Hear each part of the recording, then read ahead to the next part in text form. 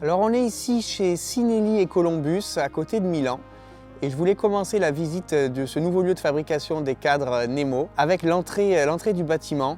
Regardez, vous avez une œuvre d'art de Zio Zegler et ce que je peux vous dire c'est que cette œuvre d'art elle est à l'image de la société, vous allez voir. Allez, on vous montre ça.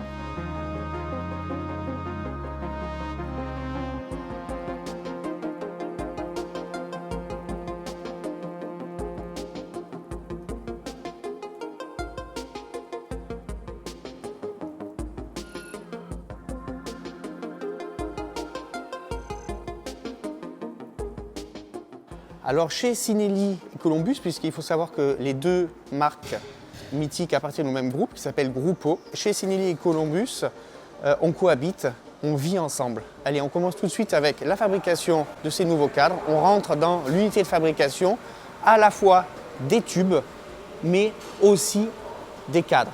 Donc, on va commencer par l'histoire des tubes, puisqu'évidemment tout commence de là.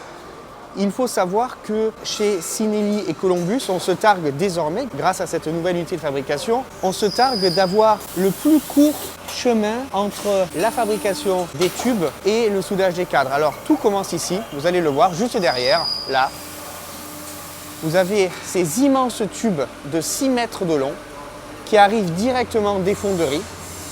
Alors, des fonderies à la fois italiennes, des fonderies françaises aussi, pour l'inox et certaines des fonderies du monde entier. Voilà, donc vous avez toutes les séries de tubes qui sont là. Donc vous avez des tubes inox, vous avez des tubes en acier plus classiques. Donc les tubes font 6 mètres de long. Ces tubes ils vont être simplement coupés au poids et non pas à une longueur spécifique, mais à un poids spécifique qui dépendra du tube et de la série de tubes. Et ces tubes ils vont être extrudés, regardez juste ici. Là, on a une des machines. Voilà, vous avez les tubes ici. Ils ont été enduits de savon pour ne pas glisser sur la machine. Et ensuite, regardez, là, vous pouvez comparer la longueur du tube. Voilà, ici le tube initial, avant, et le tube après. Regardez.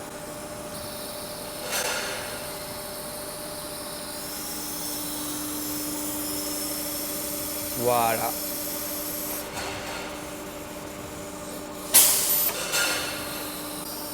Donc là, on est sur un tube à double butted, donc 2 épaisseurs.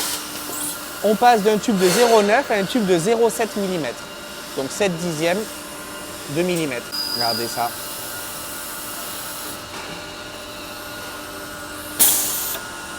Un autre point juste à côté que je trouvais intéressant, ici, on a cette machine. Le tube passe juste là. Vous avez cette presse avec cette forme que vous voyez là, et ça va donner une inclinaison, une forme au tube assez spécifique. Voilà, vous en avez ici par exemple. Regardez, ici on fait par exemple des bases. Là vous avez toutes les formes possibles pour tous les tubes fabriqués par Columbus. Encore une autre machine à extruder juste ici.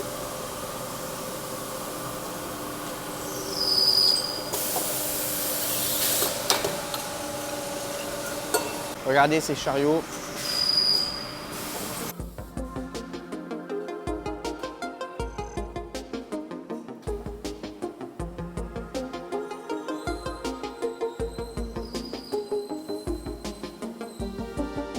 Maintenant, vous avez vu en partie, évidemment, parce qu'il y a beaucoup de choses à vous montrer, c'est pas le but de cette vidéo.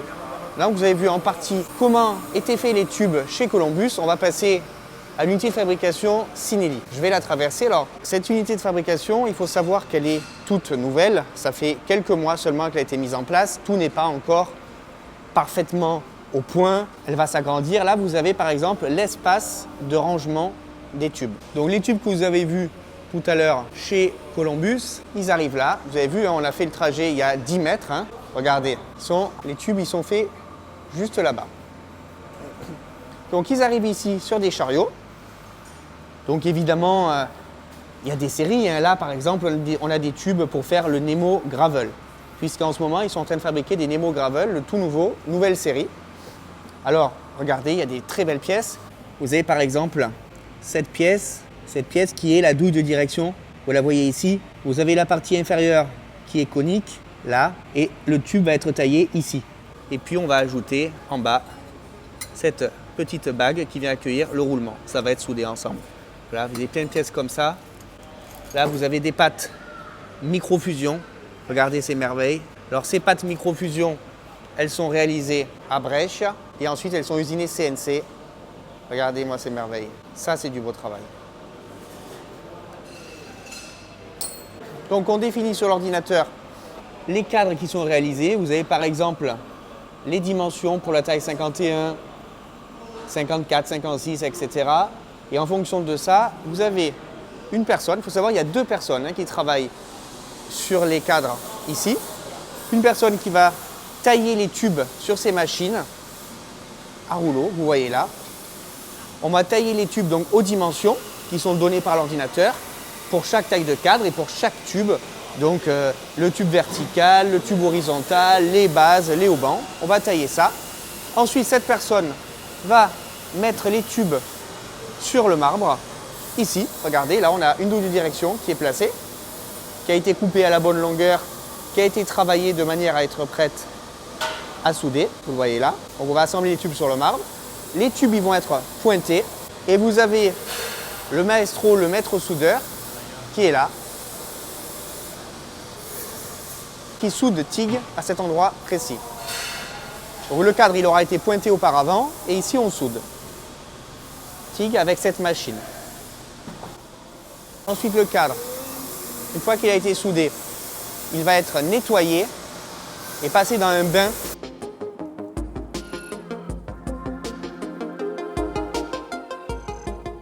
Je vous fais tout en direct, hein. Vous voyez, il y a de très courtes distances. Le bain est juste ici. Un bain, un mélange d'eau et de savon qui va donc nettoyer le cadre et qui va l'empêcher, dans un laps de temps court, hein, évidemment, qui va l'empêcher de rouiller. Là, on met 6-7 cadres dans un bain, on attend 3-4 heures. Une fois que le cadre sort, on le fait sécher et il va passer au sablage. Donc on retourne juste là où on était. Vous reconnaissez les machines qui servent à extruder les tubes. On vous a montré ça juste avant. Regardez comment on travaille ici. Regardez ça.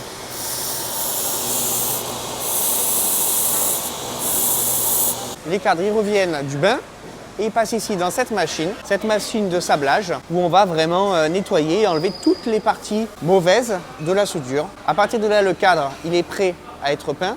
Donc il va être envoyé dans un atelier proche d'ici, quelques kilomètres, pour être protégé puis pour être peint.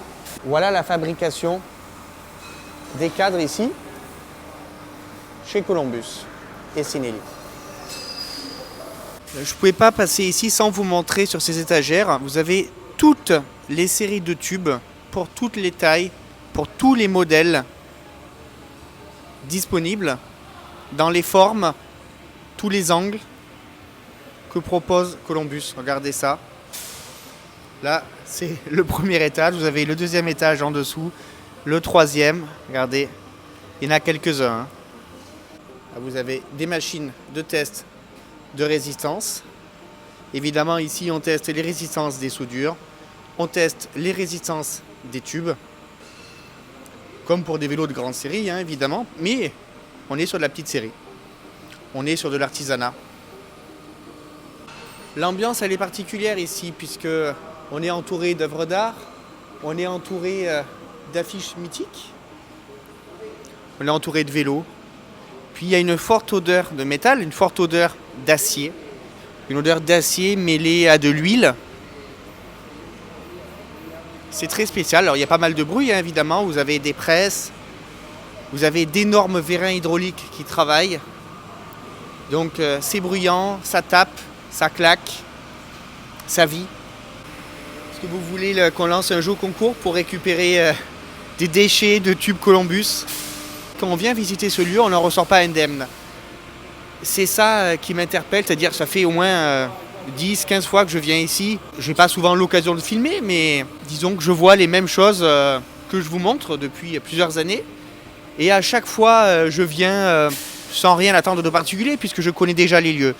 Et pourtant, à chaque fois que je repars, j'aimerais bien ramener un tube.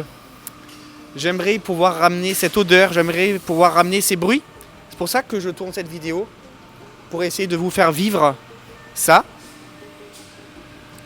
Parce que je pense que tout passionné de vélo, tout passionné de belles machines,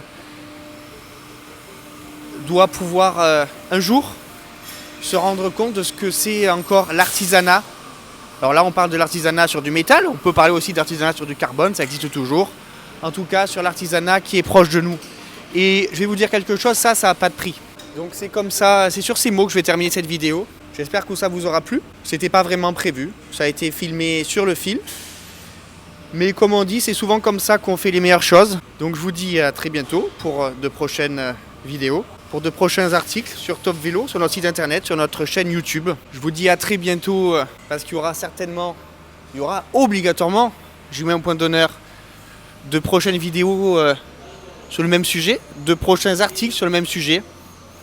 On ne vous oublie pas, on pense à vous et on fait le maximum pour vous proposer le meilleur contenu.